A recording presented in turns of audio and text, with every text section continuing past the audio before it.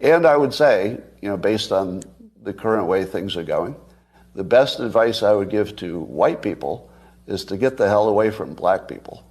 Just get the fuck Woo! away. All right. So, lot to unpack. Lot to unpack. First off, is there anyone? You know what? I want to start off with you, Shelly. Did you find the video and what he said offensive? No, I did not find it offensive. I found some of it factual. Let me say what part I found factual. He said that he sees black people beating up on non-white people. Well, hell, where I live and where a lot of other black people I know live, it's black on blacks. They're beating each other to death, literally. Okay, so I'm correcting him there. I know he was trying to be, a little satire, a little irony here, but some of what he said is about self-preservation. Number two, some of the Patrice Cullors and the Candace Owens and some of these other Jack and Jill type black people, they don't live with black people either. They get rich and they buy homes in white areas like the Donna Lemons do. So they do it too. So he's talking facts. Now, there are a lot of people who's going to say he was racist. Of course, they're going to throw that out there. Maybe he is. I don't know. But I do know he's been a leftist most of his life. So he's been helping. He's even helped with black BLM before causes and things like that. So no, I think some of it was very factual. I just think it applies a little bit more in the black community. All right. I want to jump around. I want to go to you, Kendra. What did you think about what Dilbert creator said? Did you find it offensive? And if so, why? Scott Adams. I don't know if I necessarily found it offensive. I just think that if they leaving, where they going? That was my first question. Get far away from them. And what about the people who got biracial children? Where they going? You just gonna up and leave half your kids? So I just had so many questions. Now, as far as the litter part, now that part, we got to give him a point there because people just don't like picking up trash, but that's a litter and recycling issue. That's not necessarily a color issue. Well, he's saying that if you saw, as Don Lemon said, he felt like in black areas, black people in general throw trash on the floor, on the ground. Right. And I understand that. That's right. And I get that. But like I said, it's like, okay, that's laziness. We can call a thing and say, it's lazy to throw trash on the ground when there's a trash can right there, but that's lazy across the board. Oh, you're saying, so you disagree. You believe that it's not just in black communities, white people. No, I live around white people, and do you know how many I had to pick up? My dog is only 15 pounds. Now, why did I have to pick up the white people, big pit bull poop today? Because they didn't pick it up, and I didn't want to step in it. So, I mean, I'm just saying that people are just lazy at times, and it's not just the black laziness thing. White people don't pick up their dog poop when they poop in the yard. So I just think, you know what? They got trash in bottles. White people got poop in the yard.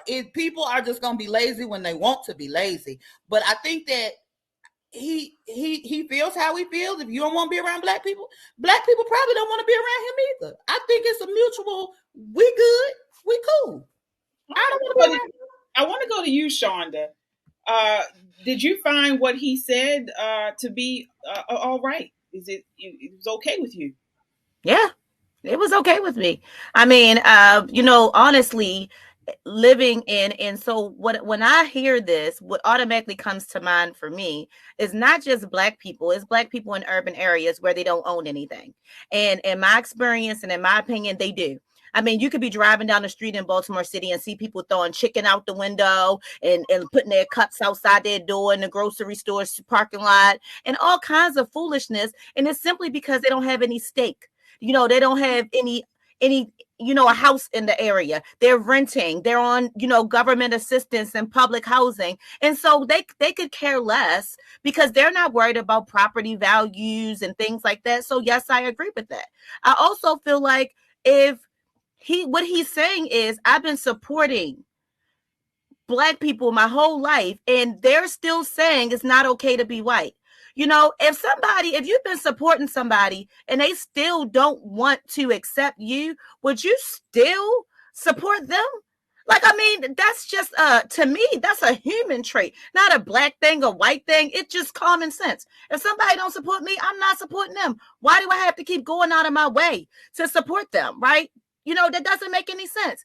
And then for him to say they need to run, well, guess what? Black people run from their own people all the time. When things get bad in the city, guess what? They pick up and move out to the county. They go out to other neighborhoods and areas where their people are not there because they think the same thing. The problem is they don't like white people to say it. If a black person say it, then it's all good. Oh, you moving on up to the east side like the Jeffersons, right? But if a white person say it, then they so wrong. No, we can call a spade a spade. And the fact is, a lot of black people in urban communities trash their own communities. A fact is, a lot of black people are the most racist people as I don't know what. They think that they can say whatever they want about white people, but white people can't say whatever they want about them. And if that's how he feels, furthermore, I want to know. Please tell me that's how you feel. Don't hide it and talk to your friends about it. Now we know it's all out in the open. Everybody has a right to their own opinion, and he definitely has a right to his. Good. All right. Yana, what are your thoughts here? What he said racist or offensive to you? Oh, what he said, I mean, I have to relate to. Like, unfortunately, I understand what he's saying. And I agree with the other ladies here. And I mean, from my experience too, everyone suffers in those types of neighborhoods where it's not safe. It's not just the white people, obviously. Everyone who lives in unfortunately predominantly black areas suffer, because I lived most of my adult life in urban, predominantly black or Hispanic neighborhoods. And I had my windows smashed multiple times in my car. I had my wheels taken off like my car completely. I had a catalytic converter cut off out of my car. I was almost mugged. I had to fight against the people. I was kicked. I was assaulted and had the guy arrested. So, and it was happening to my neighbors too, who were black women, black single women that lived in my building. Their vehicles were vandalized as well. So, unfortunately, I think decent people should try to move away. So it's not just white people, of course. It's just decent people should not live amongst people that would hurt them. So that's common sense. And also, I agree that people should not be trying to help someone just based on their race. So this whole thing, oh, let's help, this race or that race. I mean, it seems, you should help people, not just black people, not just Hispanics, not just Chinese, just help people if you want to help people. But yeah, when it's I can definitely understand the frustration that people are experiencing after years of being in this type of environment and not being treated with respect in those areas. So yeah, I understand. Yeah, I mean, I might be the odd man out. I was offended. Now, I wasn't offended by what I think a lot of people were. I was offended by something you said, Yana, what he said about, I don't need to help back. He's helping black people. He's not going to help black people anymore. And I find this a lot, especially with the left or liberal white people. They feel like it's almost like this idea that black people are their pets and need to be helped. And so, when he kept saying, "I don't need to," I'm not going to help them anymore. I'm not going to help black people. I mean, as if that was the only kind of relationship or connection he can have with a black person or the black community. Yeah. I don't need help. Well, and what he's doing, he's actually generalizing. So in that case, it can be considered racist because he is generalizing. So just because he has this bad experience with black people, I will just, if I see a black person, I'm not going to help. If I'm hearing about this black family that is struggling, there's no way I'm helping because they're black. I mean, Right. that can come off that way. Well, I would say this. Why does he say that? Or why does he think or feel that way? And I think this is a two-sided coin. Number one, there are a lot of people who have what we call, Sidney Sheldon, I think it is, calls white guilt, right? They have this idea that, yeah, black people need help. But on the other side of the coin, there are many black people who portray that they need help, that they want white people. And if white people don't do it, then they're racist. If they do it, then they're racist or whatever. It's like it's a never ending cycle. So we have this mentality among a lot of black people that we always need help. And the white man owes us this, and the white man did this, so they need to do this for us. So this like a double-edged coin, a two-sided coin, and it doesn't sit out pretty, doesn't end pretty. How about this? Get up off of your asses. Excuse me, I'm supposed to stop cursing. I'm sorry. Get up off your butts and do something for yourself. Stop making white people your God, for good or bad, okay? If somebody helps you, you need help. Of course, we all might need help at some time in our life, but to rely on it as a way of life and then make people feel guilty about it, that's called ingratitude, number one. And number two, it's called laziness if you don't do something for yourself in your own family. Yeah. Well, his comments set off a firestorm amongst the left and amongst media. I mean, they pulled his Dilbert comics out of a lot of newspapers, and many headlines were saying, pretty much cancel this guy. But one thing I haven't seen talked about is I think the issue we have right now with this type of talk. I'll be honest, as a black person, many black people talk about this way. And I think white people, everyone, you have certain people who say off-color comments amongst people that look like them or their family. They say these off-color comments. What we have right now, though, it seems like people are bringing these off-color comments out into the public. So you used to have, back in the day,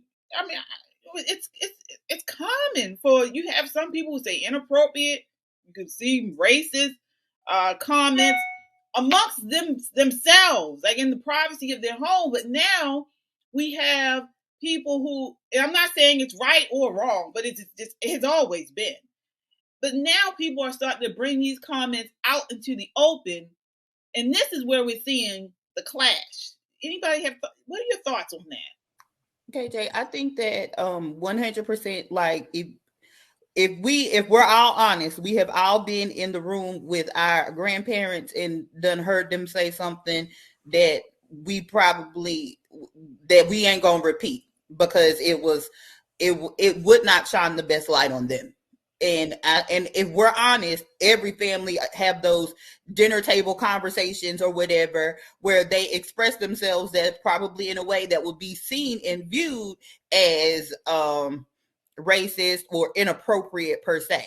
The issue is now we done went from it being a moment amongst trusted people, because you're not going to say it around people that you don't trust, right? Now we just going to get on Joe Biden's hyperinflated internet and just say how we feel, and then it's not a safe space. Like, I'm going to just tell y'all this is what it is. Baby, no, you're supposed to do that with people that not going to, you won't have a job tomorrow because you done pissed the people off because they didn't agree with you. Now they done called down to your job. Now you ain't got no job because because of what you said. Like, if you're gonna talk trash, talk your shit, okay? Like, talk, say how you feel, but say it around people that's gonna make sure you gainfully employed the next day. That's all I'm saying. That's just stay employed, because people are gonna do it. If we all say stuff that it ain't gonna put us in the nicest light, we all have those conversations. We just probably shouldn't put them on the internet if we want to stay employed. I'm sorry. The challenge is that you can say stuff in private now and it still end up on the internet. There's no such thing anymore as really privacy, because you could say that amongst your family and friends and they record you, and the next thing you know, you're being blackballed because somebody then picked up you saying something that you didn't even know that they had. So I mean, the reality is that there's very little privacy nowadays, and most of the things that you say in the dark are probably going to somehow shine in the light, right? And, you know, and if I'm really honest, I feel like a lot of times when it comes to those kind of comments, it is acceptable for Black people to say those things in public. It's just not acceptable for white people to say them. And I mean, a white person cuts you off in traffic, automatically she's a white bee. Right? If you know the older white lady that ran into you in the grocery store, it's it's okay for a Black person to express their beliefs and call someone a name that is not necessarily appropriate. But when a white person does it, now they're racist. The challenge is, I don't think that many Black people feel like they can be racist. Yeah.